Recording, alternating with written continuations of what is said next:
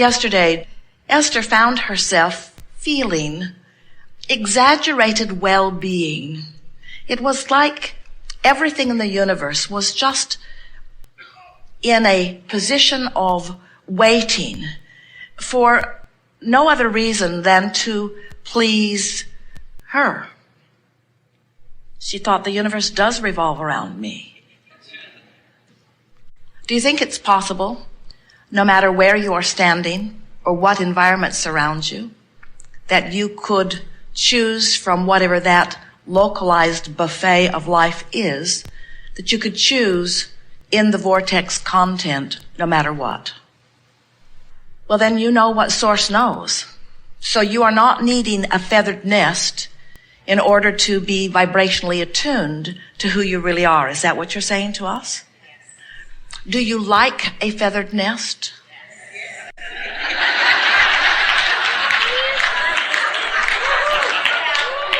Interesting, isn't it? I really like this feathered nest that weakens my ability to focus no matter what. It was a trap. So what deliberate creating is really about is about being aware of where you stand at all times, isn't it? And always reaching for the best that you can find where you are. And what you begin to develop are thought muscles, so to speak. Thought muscles that are really provided by the powerful law of attraction. Because where you have been thinking is what is surrounding you. So here's another question for you. Would it be possible for you, if you'd practiced your way deliberately for quite a while, into the vortex, would it really be possible for you to be in a situation where you are surrounded by a lot of life experience that is not in keeping with what's in your vortex? Is that even possible? If you tune yourself consistently to well-being, will you constantly be challenged by unwanted things? And so it's interesting. You feather your nests by not needing a nest to be feathered.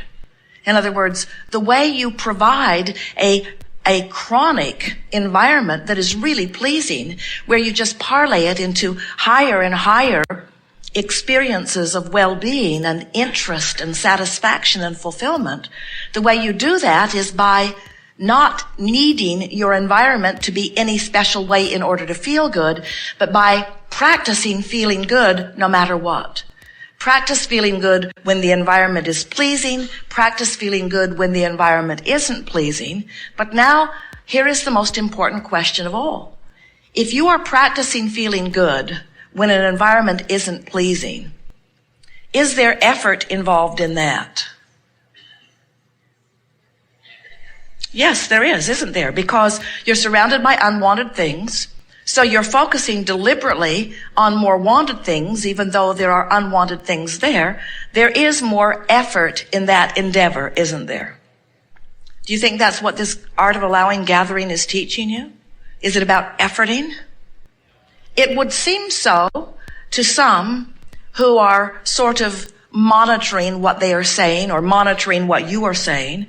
Have you met any of those law of attraction police out there who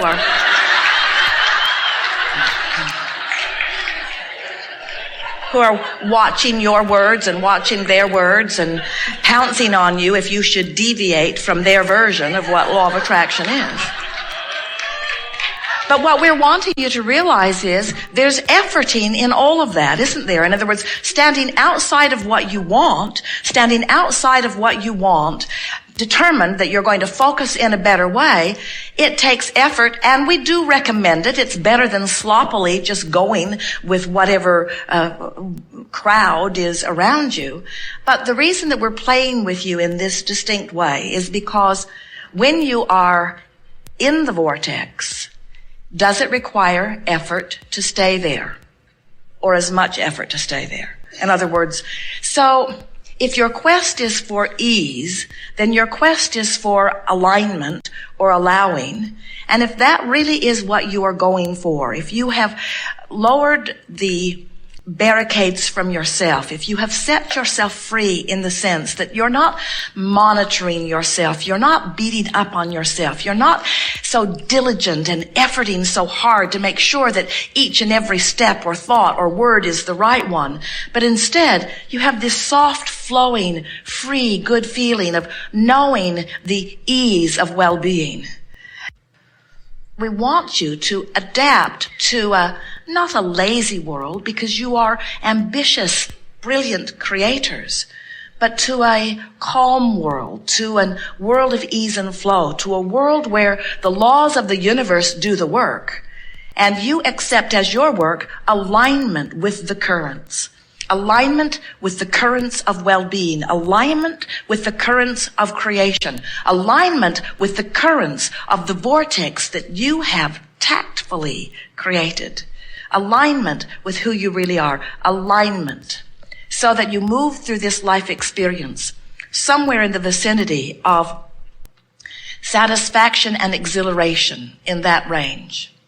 And as you decide that the majority of your efforting will be effort of appreciation. Those words don't even go together, do they? I'm going to make an effort to appreciate. Well, then you're not in the vortex, and it's not likely you're going to be appreciating much. But when you're in the vortex, appreciation just comes naturally, doesn't it, if you will allow it?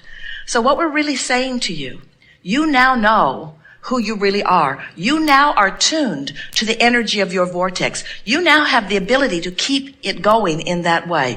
You now have the ability to feel when you deviate. You can feel when you align. You can feel when you resist. And so now it's smooth sailing for you forevermore. You never have to go back to that efforting, to that struggle. You never have to go back to that justifying and rationalizing and defending. You are powerful creators who have significantly and sufficiently enough aligned with enough time with the vortex of your creation. You now know what it feels like to be in alignment with who you are. And so now, from this day forward, the effort that you offer, effort isn't even the right word. The focus that you offer is focus toward more alignment, toward more appreciation, toward more words of positive aspects, towards more recognition of those who are co-creating with you, toward more appreciation of each and everything that surrounds you. Appreciation from what you know now and from who you now are is the key, the basis, the nucleus of that which you are. And as you align with it, those who are watching you are going to begin to notice extraordinary, extraordinary. Sometimes words just please us so much. Extraordinary. In other words, there is no ordinary in the vortex. It's all extraordinary. The reason that we're putting it to you in that way is because what happens in that process of relaxing and releasing resistance and getting in that state of allowing is that the energy begins moving, but it's just the first steps of being inside the vortex. And so what happens is, as you get less specific and more general, now you're moving into the vortex. But when you first move into the vortex, you're still rather general. Now, when you are consistently moving deliberately by whatever process that floats your boat, as you're moving into this vortex, and now you are getting more and more specific, that's where the passion begins to come. In other words, the more you're in the vortex, the more you are a cooperative component. The more you are a cooperative component, the more you begin to see. The more you begin to see, the more definitive you become. The more definitive you become, the more specific you become. The more exact you become, the more exhilarated you become. In other words, there is so much more that is coming. Once you establish yourself, once you've shown yourself that you can do that without distraction on a really regular basis, now you're ready. Now you're ready for some deliberate focus wheels from inside the vortex. Or anything that causes you to focus. We encourage affirming from inside the vortex. You take a deck of, these are affirmation cards, and this particular one is about money, attracting money. If you're in the vortex, I can see my world through the eyes of Source. That's really an uplifting. I can deliberately choose to feel better now. I already really feel good. You mean I can feel better? I can feel better than relaxed. I can feel better than relaxed. What feels better than relaxed? Happier, excited, enthusiastic, passionate about something. Now, you might not always say that, but we think, wouldn't you rather be passionate than relaxed? Wouldn't you rather be relaxed than overwhelmed? You'd much rather be relaxed than overwhelmed, but wouldn't you rather be passionately in love than just lightly amused? And so the more you affirm, the better my story gets, the better my life gets. Don't you want to start telling a more emphatic story, a more detailed story? And when you do that from inside the vortex, that's when you get it goosed up. And so far, mostly what we've been doing is leading you out of the abyss out of the vortex into the vortex. And now what you're saying is, now what? I'm relaxed, but is that all there is? I want something more than relaxed. I'd like to be passionate. And we say, two things are necessary. Stick around in the vortex on a really regular basis. In other words, confirm that you're there and milk it. Now, what does milking it mean? Milking it means get more specific, spend more time in it. When you're in the vortex, call someone else that you know who's in the vortex too. Do some masterminding, do some co-creating. Nothing is more exhilarating than to get it together with others and affirm your well-being from inside the vortex. There are so many things in the vortex that are exhilarating beyond description. Once you move yourself into that place of well-being, and then you begin becoming more specific, think, focus, and enjoy. We were talking about the idea of deconstructing the negative thought. The process in really simple terms is deconstruct the negative thought by going general, and once you're sure you're stable, then reconstruct the positive thought. If it feels like effort in the reconstruction of positive thought, just relax and say things. If you say something like, I'm really in a good place, I'm in the right place at the right time, all is well, there's nothing for you to do, there's nothing that you're supposed to do. No right or wrong. Be as specific as you can be about what you want from where you are. It's interesting because when you're in the middle of contrast, because it's vivid and because it's close and because it's real and because sometimes other people see it, it is not the easiest thing to take your attention from it. And so your question is, how can I ignore something that is happening and think about something that I would prefer? And the answer is just practicing. And so getting into the vortex or getting into alignment with who you really are is you don't do it all at once, but you understand that it is a possible thing to do.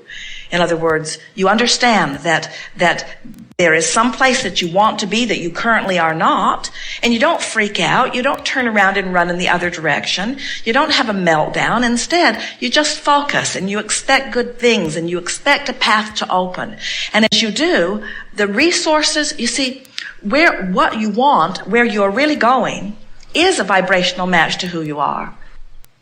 What you want and where you're going is a vibrational match to where you are. And so to who you really are and to all that you want. And so if you stand in a place of knowing that, this is the same thing. When you are standing in contrast of something not wanted, you just do your best to activate as little of that as possible by releasing your thoughts about it, by not talking about it, by not blogging about it, by not sending emails. Don't struggle within it. Don't try to relate to others. Don't try to get others to understand how you feel. Don't try to defend your position, or don't even try to explain your position. And don't take pictures of your position. Don't document your position. And do your best to avoid the people who want to do that with you. In other words, remove yourself from the conversations that are easy and watch for the floodgates to open. Just relax and you don't panic because it's coming. And then off you go, sailing right off into the sunset, right where you want to be.